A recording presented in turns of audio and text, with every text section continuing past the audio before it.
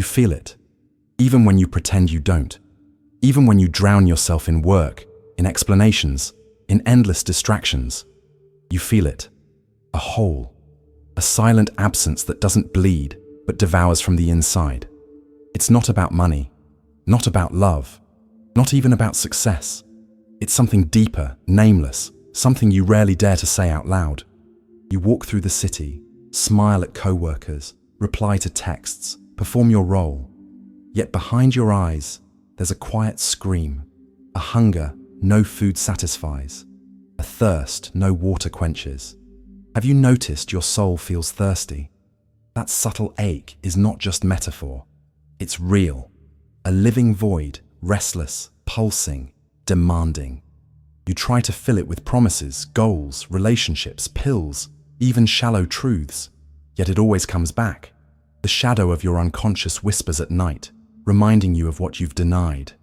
Maybe you silenced it with religion, or with science, or the endless chase of pleasure.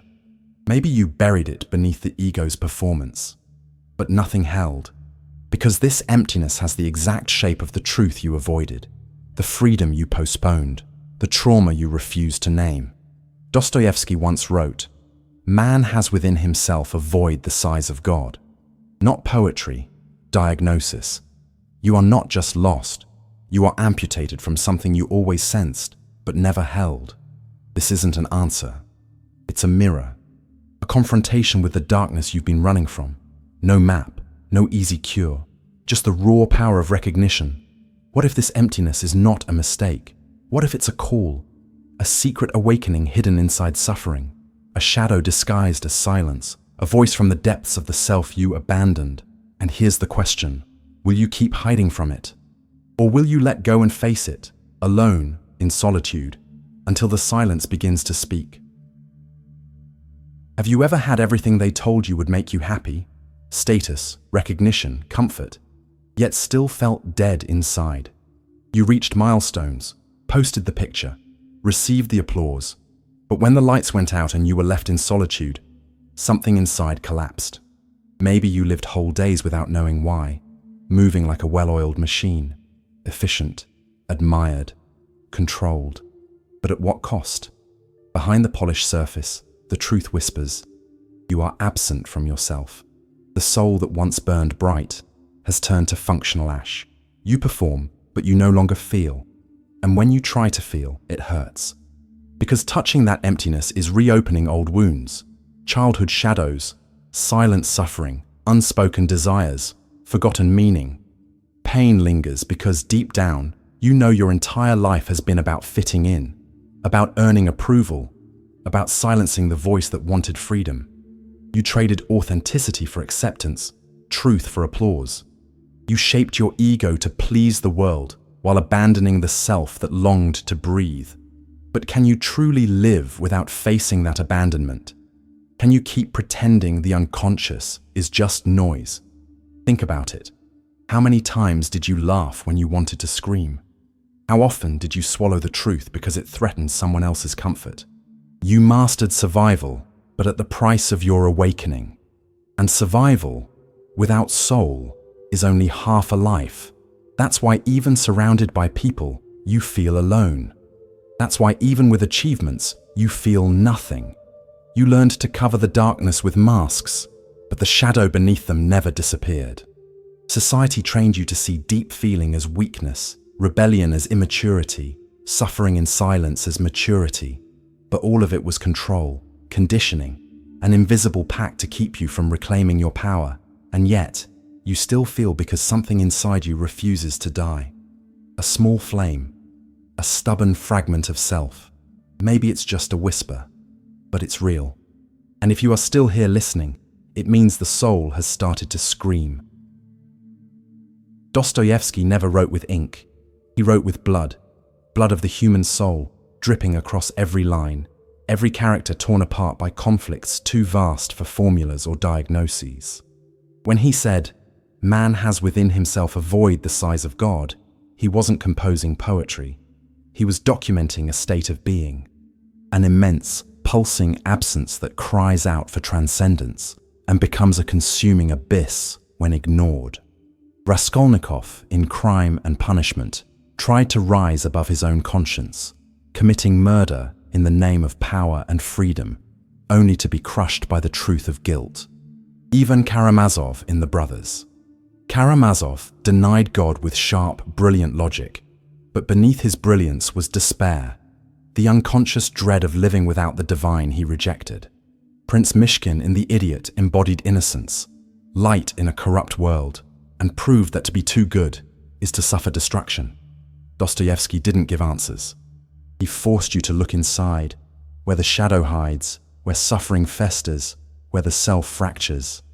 Carl Jung called this the shadow, not evil, but the repressed fragments of self, anger, desire, fear, vulnerability, and the void you feel is that shadow begging to be seen.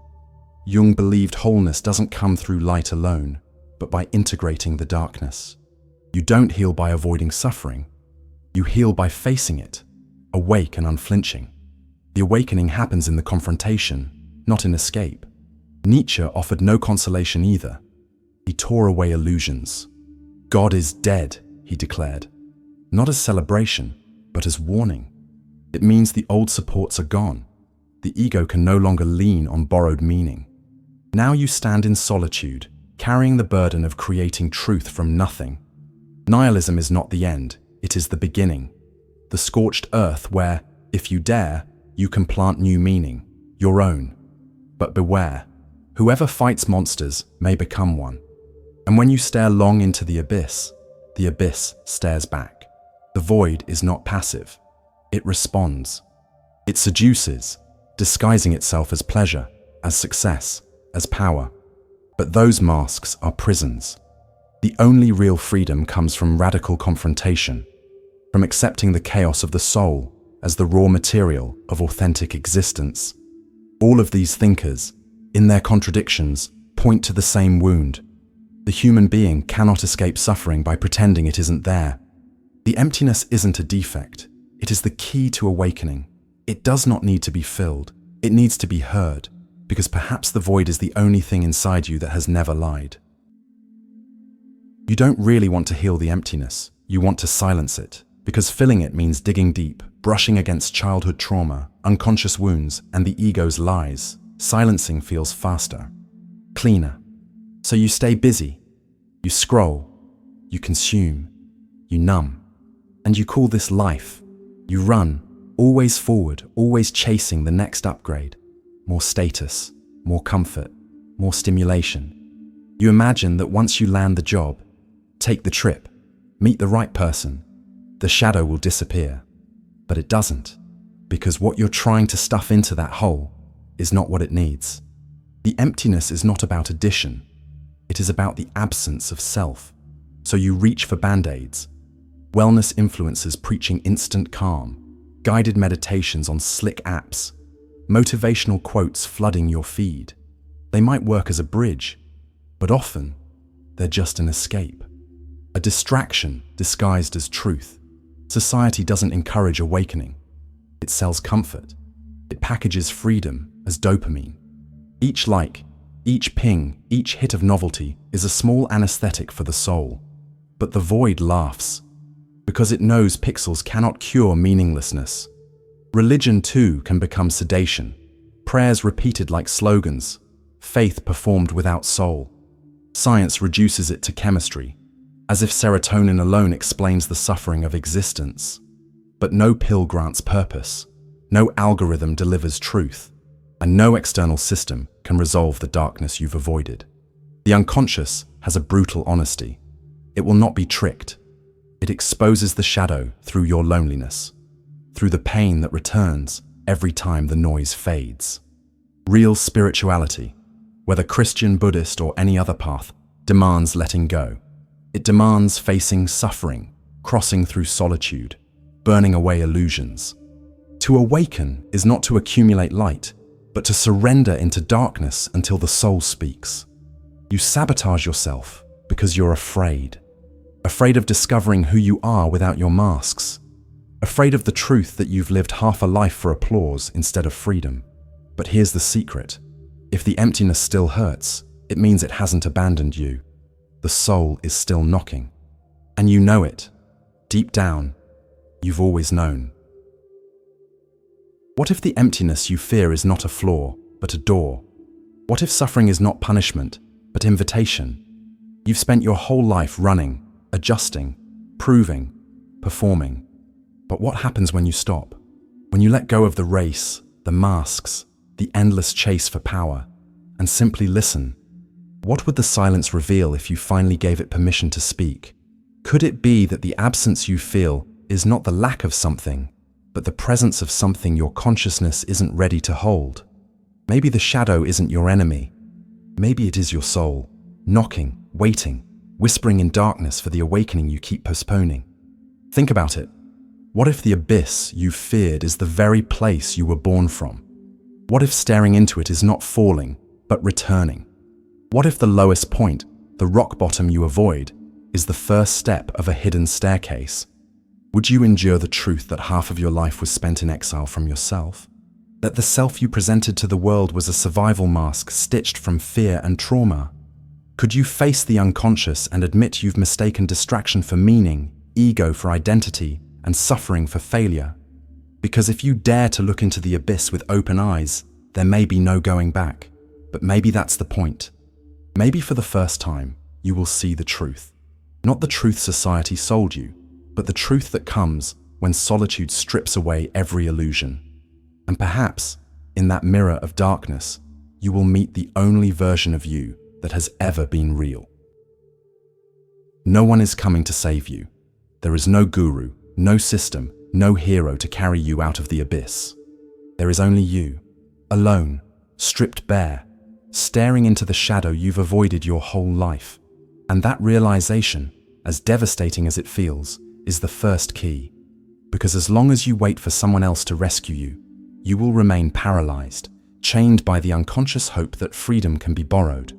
Viktor Frankl survived hell itself: concentration camps, hunger, humiliation, the suffering of watching others die. And what held him up was not blind optimism, but meaning. He discovered that even in darkness, the soul can endure if it chooses a why. Not a ready-made truth, but one forged in fire. Purpose is not given, it is created. Power is not granted, it is seized. Frankl's insight is brutal, but liberating. The void bows only to meaning, and meaning is a decision. Carl Jung knew the same path. The journey to awakening is not a climb, but a descent. It is not about rising above, but about integrating the shadow.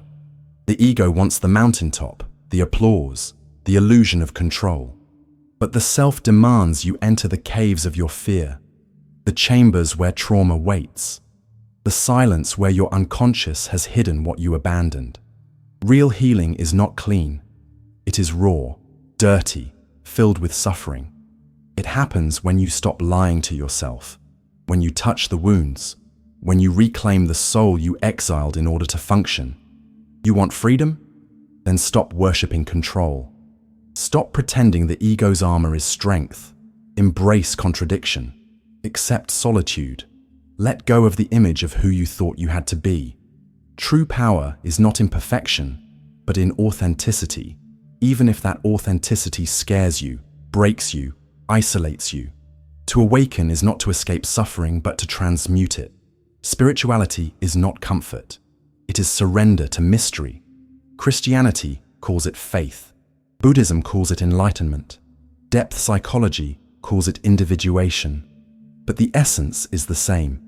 Letting go of the false self, the mask that pleases others, but suffocates your own soul. You don't need to destroy who you are. You need to dig out who you were before fear, before trauma, before adaptation. You may have to scream, you may have to break, you may have to collapse into solitude and rebuild. And yes, it will hurt. But suffering here is not an enemy. It is the labor of rebirth. The wound is the passage, and on the other side of the wound, perhaps for the first time, you will breathe as your true self. Deep down, you already know. Even in your doubt, even in your fear, something inside whispers, this emptiness is not here to destroy you. It came as a messenger, a quiet voice of the soul that survived all the suffering, all the lies of the ego. It is not a curse. It is an awakening, a call to remember. Remember who you were before the trauma, before you became a shadow of yourself just to be accepted. Remember the truth that never bowed to anyone's approval, that self is not gone. It waits. It breathes under the silence, waiting for you to let go of the masks and step back into freedom. Do not run. Do not numb yourself with distractions. Do not perform for applause. The emptiness is not your enemy. It is your portal. To walk through it is an act of power. To face it is to reclaim meaning. You are not here to simply survive. You are here to create, to awaken, to embody the self that was silenced. This isn't about likes or validation. It isn't about numbers or noise. It is about truth, about building secret tunnels between souls, about realizing you were never alone in your solitude. When you share this silence, when you let others hear the scream you've buried, you become part of something larger, a hidden movement of awakening in a world addicted to denial. If something in you trembled while listening, don't dismiss it. That tremble is the soul remembering itself. That shiver is the unconscious finally being heard. Don't click out of habit. Don't scroll to escape. Stay. Let the silence echo inside you. And if you choose to answer this call, return not half, not fragmented, but whole, eyes open, able to see even in the darkness. At the end of it all, when every voice fades, when every screen dims, when even the hunger for distraction loses its taste, what remains is the void, naked, unpolished, inescapable. And in that moment, there is no one to impress, no ego left to defend, no performance to sustain.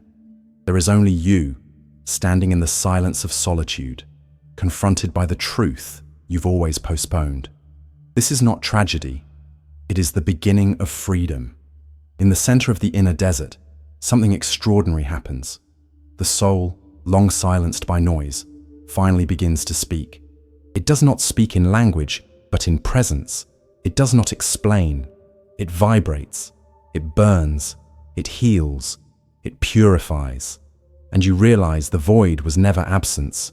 It was sacred ground. The shadow you feared becomes your teacher, and the darkness you resisted reveals itself as fertile soil. Every seed of awakening is planted here, beneath the soil of suffering, beneath the ashes of letting go. You were conditioned to believe darkness is the enemy, that suffering means failure, that solitude means weakness. But what if the opposite is true? What if the unconscious whispers only in silence? What if the truth of the self can only rise when the ego has finally fallen quiet? The void is not punishment. It is initiation. The suffering you carry is not cruelty. It is passage. The shadow you repressed is not evil. It is part of your wholeness, the piece of freedom you have not yet claimed. Think of it. Every birth requires darkness. The seed cracks in the soil where no light reaches. The child emerges from the womb through struggle, pain, and blood. The soul, too, awakens only after descending into its own shadow. To flee this process is to remain unborn. To endure it is to be reborn. And perhaps, as you stand before this emptiness, you feel the unconscious rising like waves you cannot control. Old trauma surfaces, forgotten fears, the raw suffering of a self long exiled. Do not run. Do not numb it. The very thing you avoided is the path itself. Let the shadow rise. Let the suffering speak. Let solitude carve you open. Because through this breaking, you touch the essence that was never corrupted. You see now, every truth that matters is born in silence. Every authentic power emerges after surrender. The ego collapses, and yet you are still here, stronger, freer, closer to your own soul than you ever imagined. You understand that the void is not something to be filled, but something to be embraced. It is not a mistake. It is meaning itself, raw and unfiltered. And in that revelation, a paradox unfolds. When you stop running from the void, it stops chasing you. When you stop fighting the shadow, it becomes your ally. When you stop demanding freedom from outside, you realize it has always been within. The void becomes the mirror that shows you the truth. You are not broken, you are unfinished. And that is not despair, it is possibility. So breathe. Allow the stillness to expand inside you. Let go of the compulsive need to control, to explain, to justify. Allow solitude to teach you what society never could. Allow the soul to sing in its own hidden language. You don't have to understand it with the mind. The mind has always been too small. You only have to sit with it, endure its fire, and let it transform you. And perhaps, when everything else is gone, when even the idea of meaning feels too small, you will discover that you are whole. Not because you filled the emptiness, but because you stopped running from it. Not because you solved the mystery, but because you allowed yourself to live inside it. The desert is not the end of the journey. It is the birthplace of the self. The silence is not emptiness. It is the truth stripped bare. The darkness is not absence. It is the soil where your awakening begins. And when you rise from it, when you walk out of solitude carrying nothing but your soul, you will know the void was never your enemy. It was your mirror. And in its reflection, you see the power you were always meant to claim. Because the real freedom is not escaping suffering. It is embracing it as the crucible where the self is forged. The real awakening is not light without shadow. It is the union of both. The real truth is not found in answers. It is lived in the mystery. And the real power is not control. It is surrender to the soul that has been waiting for you in the silence all along.